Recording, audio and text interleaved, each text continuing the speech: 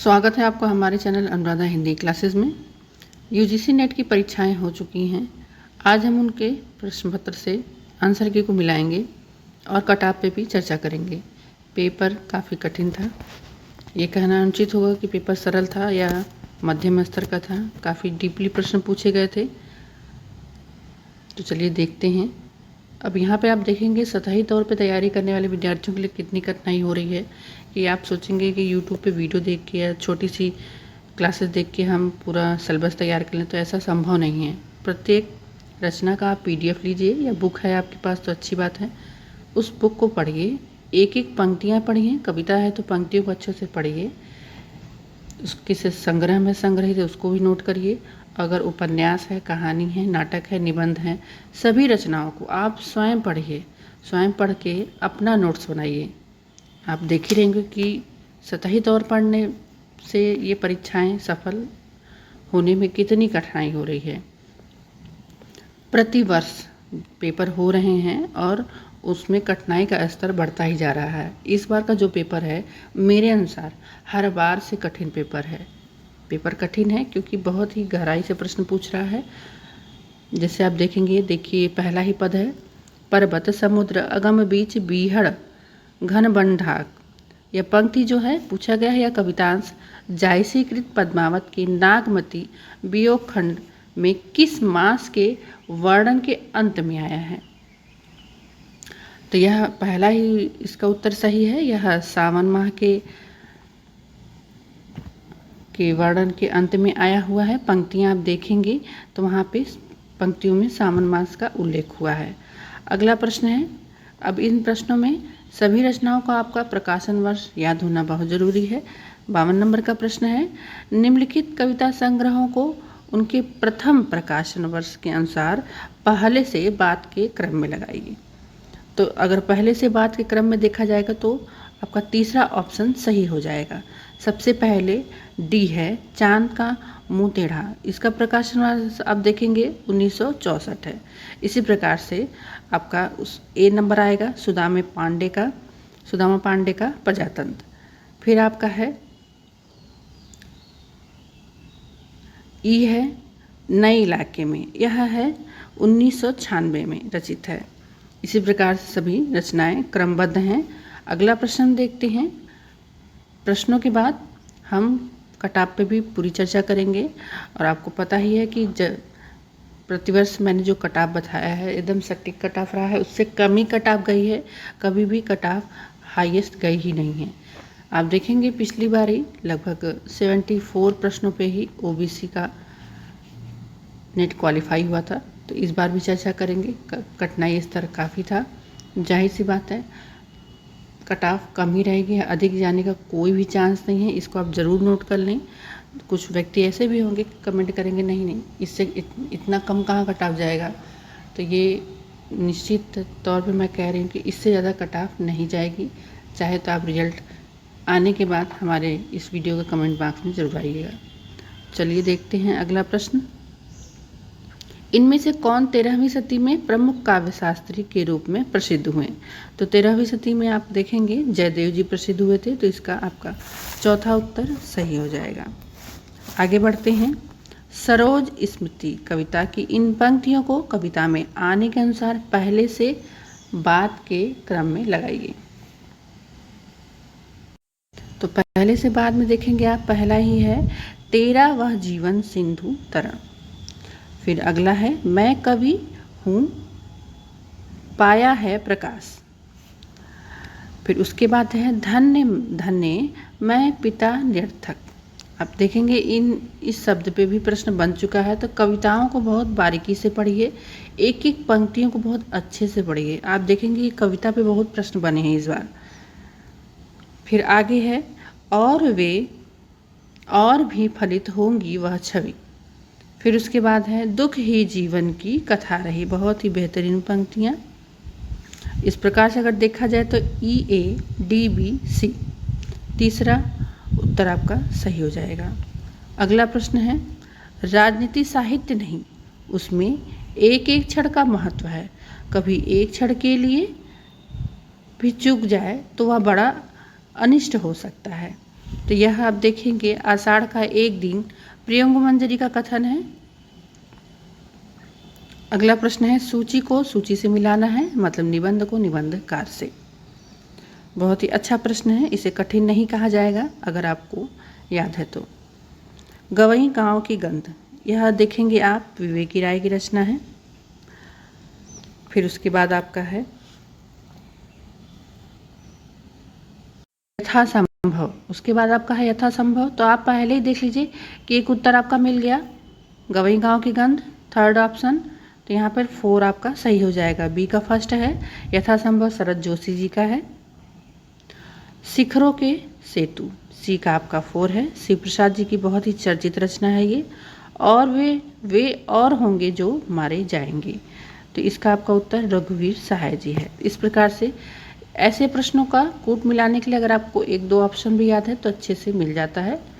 अधिकतर कठिनाई से तब हो जाता है कि 2 ऑप्शन अधिकतर सब में सेम हो, फिर तीसरे ऑप्शन को आपको सही करना रहता है। तो इस प्रकार से कूट के प्रश्न काफ़ी अच्छे होते हैं। आगे हम बढ़ेंगे, 57 नंबर का प्रश्न देखेंगे। इसे सरल ही प्रश्न कहेंगे। सूची के साथ मतलब विशेषण के साथ विशेषण के प्रकार को मिलाना है। तो अच्छा क्या है, एक गुण है, और सवा क्या है, एक संख्या है, कुछ परिमाण है, और वह है सर्वनामिक। तो इस प्रकार से आप देख लीजिए, ए का थर्ड और बी का आपका 4 है। तो इस प्रकार से तीसरा उत्तर आपका सही हो जाएगा। आगे हम बढ़ते हैं, महात्मा ज्योतिबा राव फूले, यहाँ पे बा नहीं लिखा है। फूले ने लड़कियों की शिक्षा के लिए पहला स्कूल कब खोला था, तो इन्होंने पहला ही स्कूल कब खोला था, तो 1848 में खोला था। 59 नंबर का प्रश्न है, महावीर प्रसाद द्विवेदी की निम्नलिखित रचनाओं को प्रथम प्रकाशन वर्ष के अनुसार पहले से बाद के क्रम में लगाइए।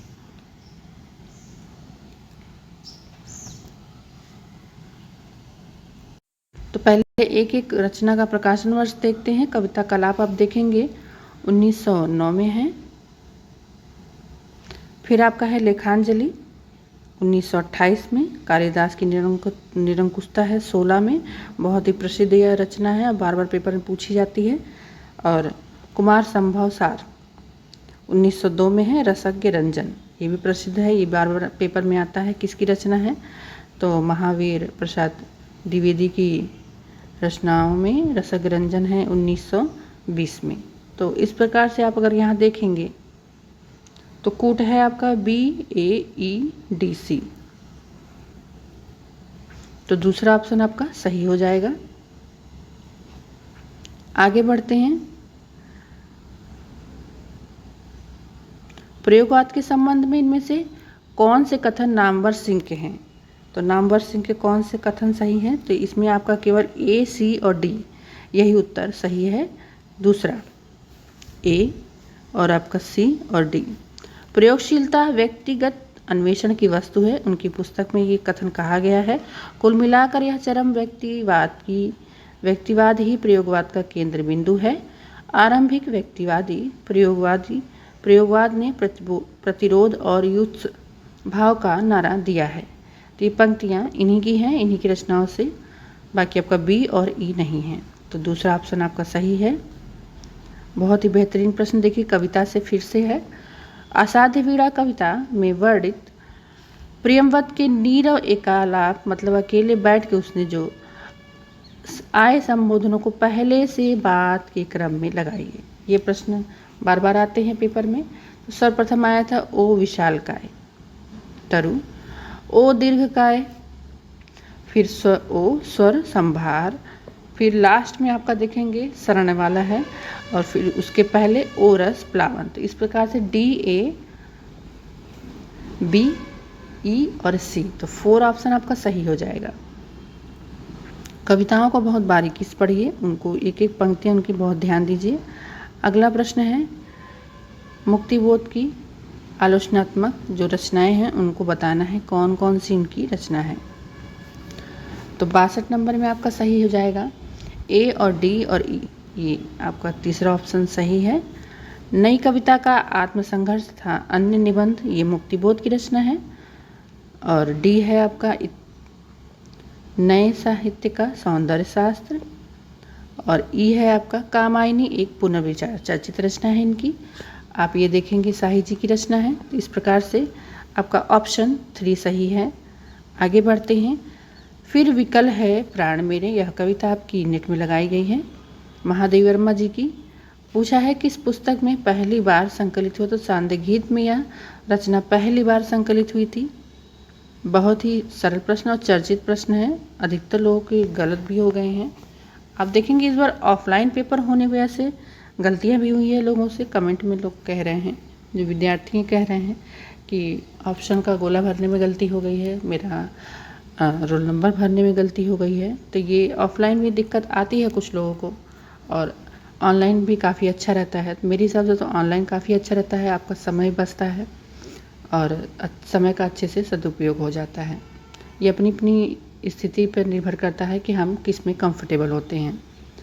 तो इसमें है आपका देखेंगे, अमृतसर में अनजान लड़की से क्या तेरी कुरमाई हो गई है, यह सवाल पूछते वक्त लहना सिंह की उम्र कितनी थी, तो उनकी उम्र थी 12 वर्ष, और जो नायिका है उसकी 8 वर्ष, और मिले कहाँ थे, अमृतसर के चौक बाज़ार में।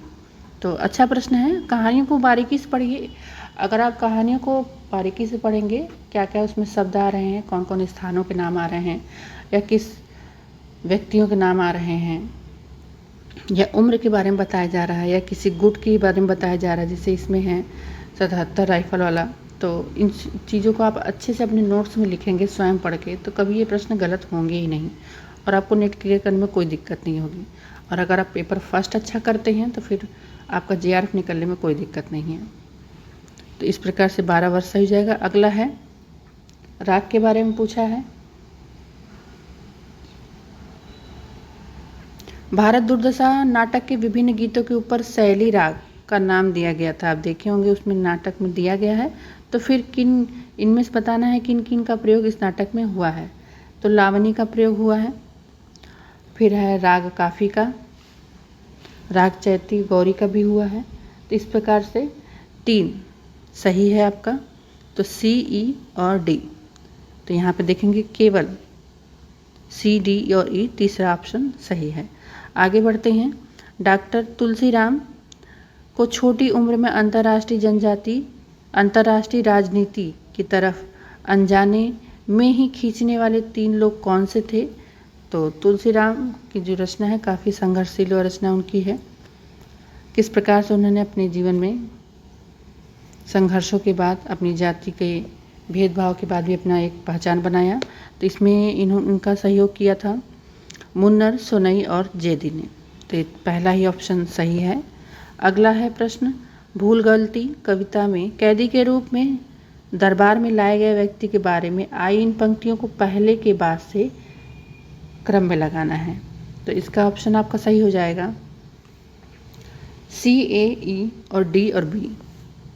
तो पहला ही ऑप्शन सही है। तो पहले आप रखेंगे, पहने हथकड़ी वह ऊंचा कद, समूचे जिस्म पर लतर। बहुत बेहतरीन कविता है। इसके पहले पूछा गया था, आपको याद होगा कि इस कविता में कौन कौन से महापुरुषों का नाम आया है। तो ये कविता भी इम्पॉर्टेंट है, इससे प्रतिवर्ष पेपर में प्रश्न बनते हैं, तो अच्छे से पढ़िए इसको। वह कैद कर कर लाया गया ईमान। फिर अगला है उसमें, बेखौफ नाली बिजलियों को फेंकता। लास्ट में लाइन है आपकी, नामंजूर उसको जिंदगी की शर्म की शर्त से। तो इस प्रकार से पहला ही ऑप्शन सही हो जाएगा आपका। आगे हम बढ़ते हैं, लेखक और उनकी यात्रा वृत्तांत को मिलाना है। तो बहुत ही चर्चित रचना आप देखेंगे, रमेश चंद्र शाह का है बहुवचन। तो पहले इसको ही मिला लेते हैं। ऑप्शन 3 आपका सही है, D का। तो यहाँ पे देखेंगे D का 3 कहाँ पे सही है, तीसरा। पहले उत्तर मिल गया तो तीसरा ही यहाँ पर सही है। A का 4 है, गोविंद मिश्र का दरख्तों के पार।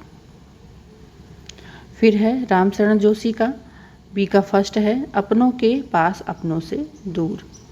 फिर C का है आपका 2, लास्ट बचा धर्मी भारती यात्रा चक्र। ये इनके यात्रा वृत्तांत है, काफ़ी चर्चित है, ज़रूर याद रखें। आप इनको लिख लें ज़रूर से। सतपुड़ा के जंगल कविता में किस वाद्य यंत्र का उल्लेख हुआ है? तो आप देखेंगे इस कविता से प्रतिवर्ष प्रश्न बनते हैं।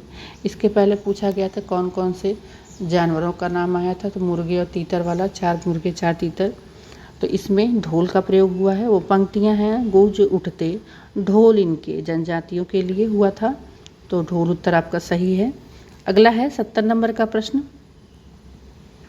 मानस का हंस के अनुसार उपन्यास के अंतिम अंश में तुलसीदास विनय पत्रिका के किस छंद को अंतिम छंद कहते हुए उसे गाने लगते हैं? तो मारुति मन रुचि भरत की लखी लसन कही है। तो ऑप्शन आपका सेकंड सही है, दूसरा सही है। इसी छंद को यह अंतिम छंद कहते हुए उसे गाने लगते हैं। इस उपन्यास में ऐसा है, इस चीज़ को ध्यान दीजिएगा। अगला प्रश्न है, जब तक भाषा बोलचाल में थी, शुक्ल जी का कथन है। पहले तो पेपर में शुक्ल जी के काफ़ी कथन आते थे। शुक्ल जी की रचना से लगभग 15-20 प्रश्न आते थे। अब तो लोग मतलब अब देखा जाए तो इसमें 2 ही 3 प्रश्न आते हैं, लेकिन वह भी बेहतरीन रहते हैं। तो शुक्ल जी की रचना को ज़रूर पढ़िए। तो इसका आप देखेंगे, यह इनका आपका प्रकरण 2 में ही यह पंक्तियां हैं। अपभ्रंश काव्य के लिए कहा गया था, ठीक। तो प्रकरण 2 में आप देखेंगे तो इसे ये मिल जाएगा। जब तक भाषा बोलचाल में थी तब वह भाषा या देश भाषा ही कहलाती रही, और जब वह भी साहित्य की भाषा हो गई तब उसके लिए अपभ्रंश शब्द का व्यवहार होने लगा। तो यह कथन शुक्ल जी का है और काफ़ी अच्छा कथन है, 12वें पेपर में आता भी है। अगला है प्रश्न 72 नंबर का। आचार्य रामचंद्र शुक्ल द्वारा लिखित और संपादित रचनाओं को प्रथम प्रकाशन वर्ष के अनुसार पहले से बाद के क्रम में लगाइए। तो पहले से बाद के क्रम में लगाना है, तो पहले मैं ऑप्शन आपको बता देती हूँ, फिर उनका प्रकाशन वर्ष। तो ऑप्शन है बी, सी, डी, ई, ए।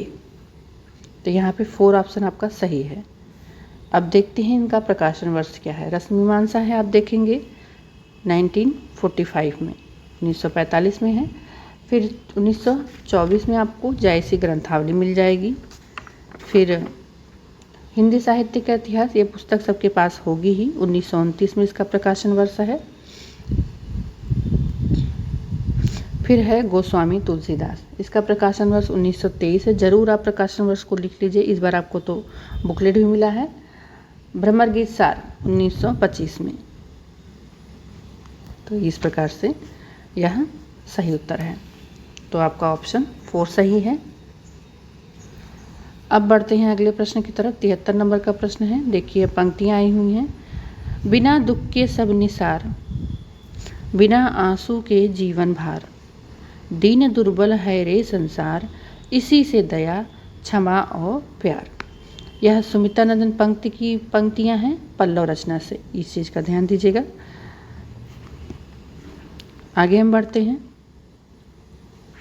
74 नंबर के प्रश्न को देखते हैं। भारतीय काव्य शास्त्र से संबंधित निम्नलिखित ग्रंथों को उनके प्रथम प्रकाशन वर्ष के अनुसार पहले से बाद के क्रम में लगाना है। तो पहले मैं ऑप्शन बता देती हूँ कौन सा सही है।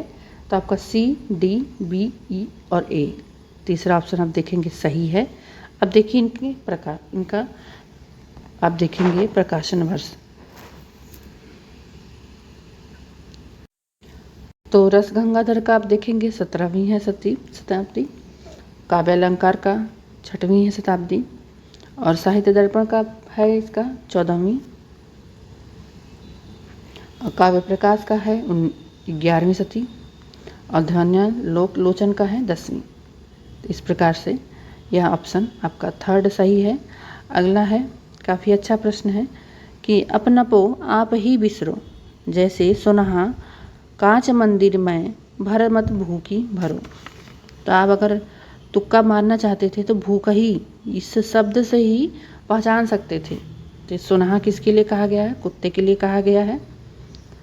अब अगला प्रश्न है आपका, शेखर एक जीवनी के अनुसार शेखर द्वारा बनाई गई समिति एंटीगोनम क्लब के प्रमुख सदस्य थे। अब ये कोई क्लब बनाया नहीं गया था, मतलब ये दोस्तों का एक गुट था, तो उसको नाम दे दिया गया था। अब जब पढ़ेंगे शेखर एक जीवनी तो उसमें था ना कि वो अपने दोस्तों के साथ बैठ के अपने विचारों को प्रस्तुत करता था। तो उस दोस्तों के गुट को कहा गया एंटीगोनम क्लब, ठीक है। ये कोई विशेष समिति द्वारा नहीं बनाया गया था, दोस्तों के ही समूह कहा गया था। अब इसमें कौन कौन से थे दोस्त ये भी देखना है हमको। तो इसका सही उत्तर हो जाएगा आपका, इस क्लब में सदाशिव था, ठीक, और आपके देवदास भी था इस क्लब में, मतलब उस दोस्ती के समूह में, और राघवन, ये तीनों लोग इस समूह में थे। तो बी और डी और ई, तो केवल ऑप्शन 4 आपका सही हो जाएगा। आगे हम बढ़ते हैं।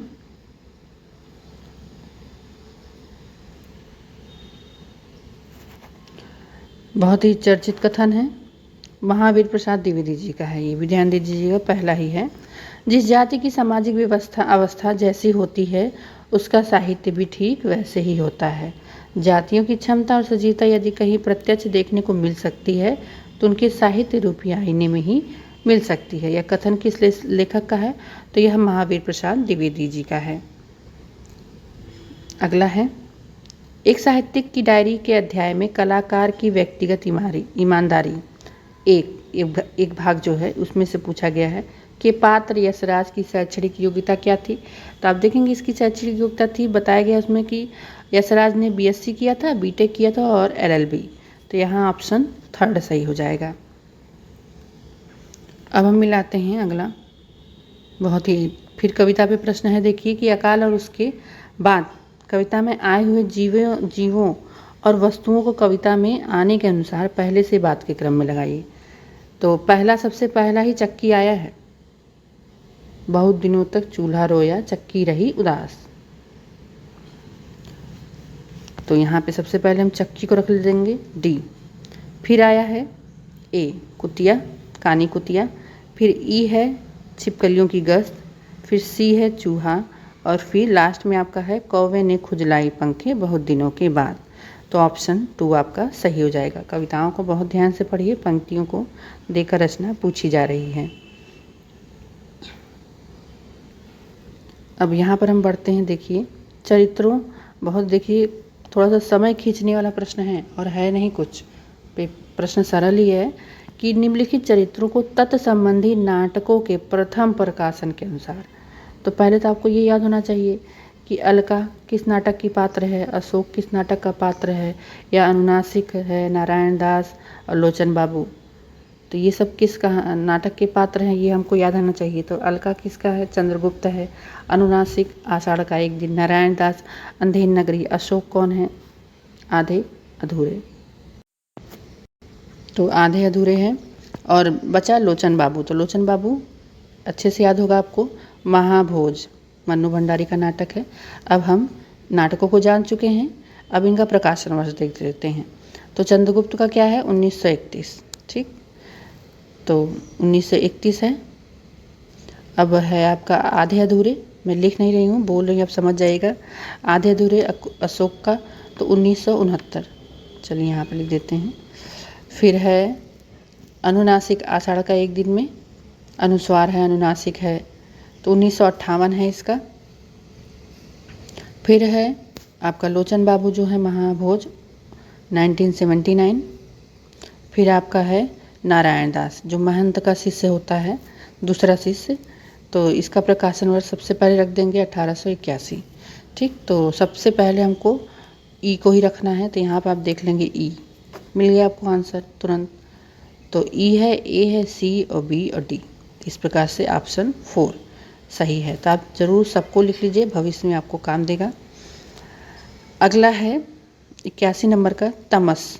उपन्यास के अनुसार फेरी वाले इत्र फरोश पर हमला कर उसे घायल करने वाले पात्र का नाम बताइए। अब जब फेरी वाला इत्र फरोश आता है गली में, तो उसको उस पर हमला करके कौन भाग जाता है? तो इंद्र रहता है। इंद्र भाग जाता है और वो जो ओझल आँखों से उसे देखता रहता है और फिर वह धरती पर गिर पड़ता है, फिर उसकी मृत्यु हो जाती है। तो इस प्रकार से ऑप्शन 4 आपका सही है।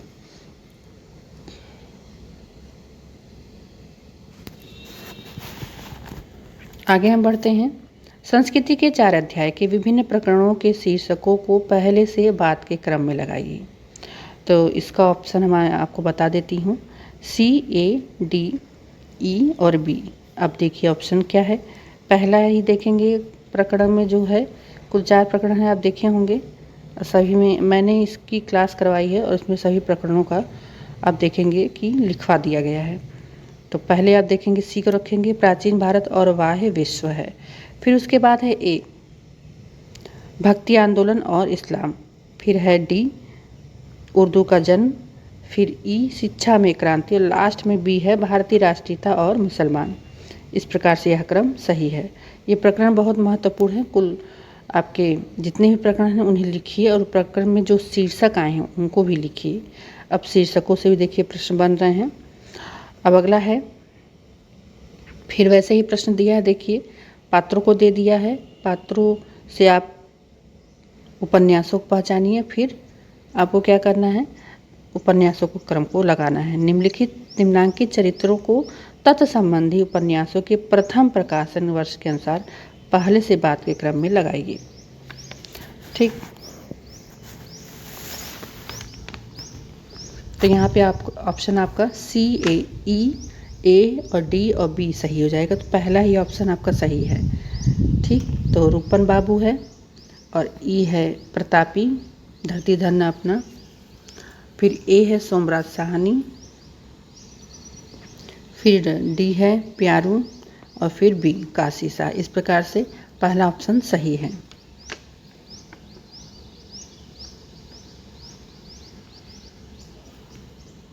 आगे हम बढ़ते हैं, क्वेश्चन नंबर 84 को देखते हैं। जिंदगी नमा उपन्यास में आए इन गीतों और मुखड़ों को उपन्यास में आने के पहले से बाद के क्रम में लगाना है।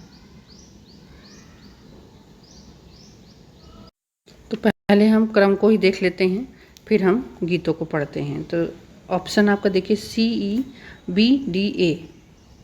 तो पहला ही ऑप्शन आपका सही है। ठीक, पहला ही ऑप्शन आपका सही है। अब देखिए सबसे पहले सी आता है अव्वल हमद खुदादा बिरज कीजिए। फिर ई वाला आता है चढ़ गए चेत पड़ी फुहार। फिर बी आता है मैं सूरज अगन जलाऊंगी, बहुत ही प्रसिद्ध गीत है इस उपन्यास में। फिर आपका है डी मियाँ अजनुआ ओ। फिर लास्ट में ए वाला आता है आले दवाले मेरी गुड्डियाँ। तो इस प्रकार से पहला ही ऑप्शन आपका सही है।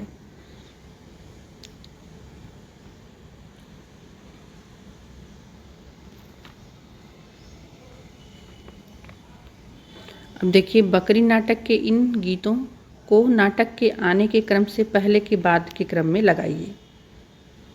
ऑप्शन आपका देखिए पहले कौन सा सही जाएगा, इसको हम देखते हैं, फिर हम गीतों को क्रम में लगाते हैं। तो देखेंगे तो सी ए और ई और बी और डी।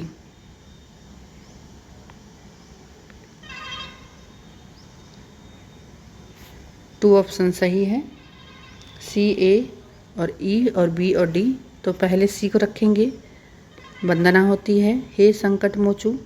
फिर उसके बाद होता है युगल गीत जा तेरी मेरी ना पटना। फिर है ई वाला गीत होता है डंडा गीत डंडा ऊंचा रहे हमारा। फिर बी होता है पूजा गीत तन मन धन वाला गीत होता है। फिर उसके बाद है लास्ट में डी समूह गान होता है।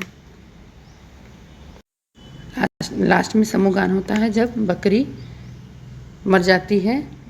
तो यहाँ पर बकरी मैया तोरे चरमन अरज करूँ। तो इस प्रकार से ऑप्शन टू आपका सही है। आगे हम बढ़ते हैं।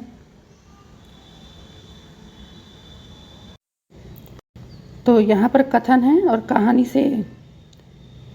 कथन को कहानी से मिलाना है। तो कथन किसने कहा, तो आप देखेंगे बी का पहले हम ले लेते हैं। चलो ठीक है, कोई चूड़िया वड़िया हो तो वह भी पहन लो। तो यह किससे है, चीफ की दावत से। तो आप देखेंगे बी का 4 कहाँ पे है, बी का 4 आपका थर्ड है, थर्ड ऑप्शन आपका सही है। थोड़ा इसमें कन्फ्यूजन है, जहाँ तक मेरे हिसाब से बी थर्ड ऑप्शन ही सही होना चाहिए। चलिए देखते हैं ए का थर्ड अगर है तो मारो मत धीरे धीरे चलने दो जल्दी क्या है। तो ए का थर्ड है, हाँ ये तीसरी कसम से ही है। फिर आपका है मैं अनुचर हूँ वरुण देव की शपथ मैं विश्वासघात ना करूँगा। तो ये सी है, ये आकाशदीप से ही कथन है, तो सही है। वह आंखें मूंद सोच रही थी, सोच कहाँ रही थी, जी रही थी। तो ये परिंदे से है, ऑप्शन डी का फर्स्ट। तो इस प्रकार से ऑप्शन थर्ड सही है, 100% ये सही है। आगे बढ़ते हैं। क्या याद करूँ में आए चरित्र हैं? तो राधा है, सुरसती है और प्रताप नारायण। तो इस प्रकार से आपका बी और डी और ई, बी डी ई दूसरा ऑप्शन आपका सही हो जाएगा। आगे बढ़ते हैं। इनमें से किस जैन आचार्य को कलिकाल सर्वज्ञ नाम से भी जाना जाता है? आपका 88 नंबर का प्रश्न है। तो यहाँ पर देखेंगे दूसरा ऑप्शन सही है, हेमचंद्र आचार्य को ही कलिकाल सर्वज्ञ नाम से जाना जाता है। तो आगे बढ़ते हैं। इस वीडियो के 2 पार्ट होंगे, हम एक पार्ट में आगे के भी प्रश्नों को करेंगे, फिर लास्ट में अन्य प्रश्नों को करेंगे। तो 89 नंबर का क्वेश्चन है, पाश्चात्य काव्य शास्त्र को उनकी कृतियों से मिलाना है। तो यहाँ पर पहला ही देखिए, आप सरल प्रश्न इसको कहेंगे। अगर आपने पाश्चात्य काव्य शास्त्र संबंधी सभी कृतियों को याद किया है तो लिटरेरिया, बायोग्राफिया कॉलेज का है, तो ए का ही थर्ड है। तो यहाँ पर देखिए ए का थर्ड कहाँ है, तो 4 में है। देखिए आपको मिल गया तुरंत। तो आपका बी का 4 है, द रेहेटोरिक्स, ये किसका है? अरस्तु का है। और सी का लिरिकल बैलेट्स, इन्होंने अपनी लिरिकल बैलेट्स लिखी थी और काफ़ी चर्चित है, विलियम वर्ड्सवर्थ का। तो ऑप्शन 4 आपका सही है। लास्ट में क्रिटिसिज्म बचा है, प्रैक्टिकल क्रिटिसिज्म, तो आई ए रिचर्ड का है। ये चर्चित रचनाएं से भी पूछा है, तो इसमें कोई दुविधा नहीं होगी, ना ही गलत होना चाहिए आपका। ये भी सरल प्रश्न इसको कहेंगे। बांगरू बोली का क्षेत्र माना जाता है, तो हिसार को माना जाता है बांगरू बोली का क्षेत्र। तो इस प्रकार से कुल 90 प्रश्न हो चुके हैं। आगे ही हम बढ़ते हैं। तो चलिए इस कहानी को कहानीकार से मिलाते हैं। तो यहाँ पर देखते हैं, एक पथिक का स्वप्न जो है माधवराव सप्रे की है। तो डी का फर्स्ट कहाँ पे है? तो डी का फर्स्ट 2 में भी है, 3rd में भी है। तो इस प्रकार से कन्फ्यूजन है। अब अगला देख लेते हैं, अज्ञेय। अज्ञेय की देखिए जिज्ञासा है। तब अब बी का जहाँ पे 3rd होगा वही सही होगा। तो बी का 3rd आप देखेंगे 2 में है। तो इस प्रकार से 2 ऑप्शन आपका सही हो गया। तो इस प्रकार से अगर 2-3 रचनाएं भी हम याद रखते हैं तो अब कूट के प्रश्न सही हो जाते हैं।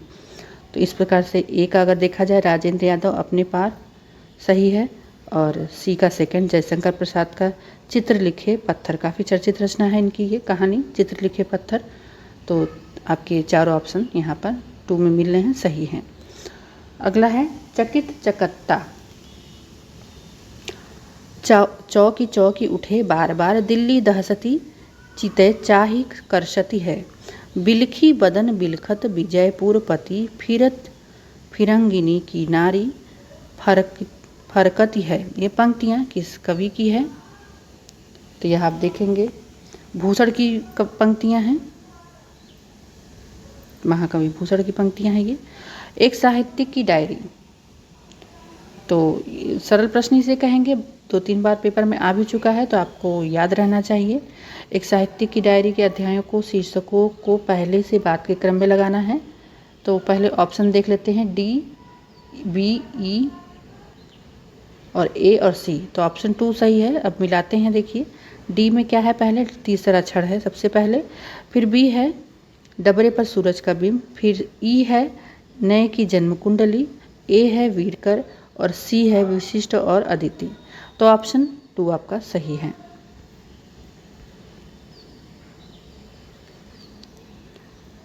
तो इस प्रकार से आज हम 93 प्रश्नों को करते हैं। शाम तक आपको इसके दूसरे पार्ट में पूरे बचे हुए प्रश्नों के उत्तर मिल जाएंगे। अब हम कटऑफ पे चर्चा कर लेते हैं।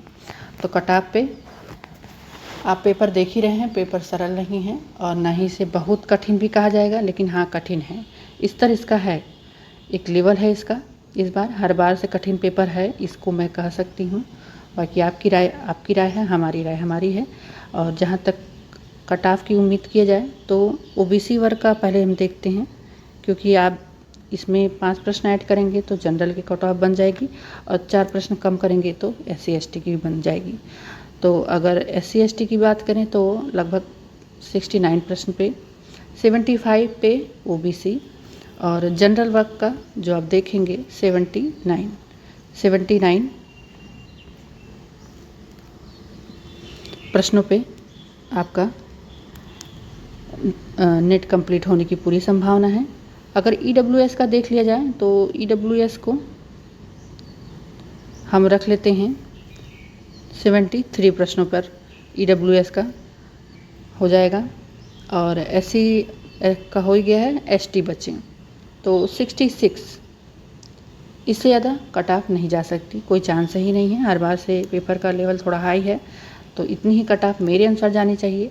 और जहाँ तक हर बार मैं सही रही हूँ कट ऑफ के मामले में, तो बाकी देखते हैं रिजल्ट आने पर, लेकिन आप 99% निश्चित रहिए कि इतनी ही कट ऑफ जाएगी। मिलते हैं नेक्स्ट पार्ट में शाम तक आगे के प्रश्नों के साथ। बहुत बहुत धन्यवाद। आप हमारे चैनल पर नए हैं तो ज़रूर सब्सक्राइब कीजिएगा। अच्छा लगे तो कमेंट के माध्यम से अपने विचारों को प्रस्तुत कीजिएगा। धन्यवाद।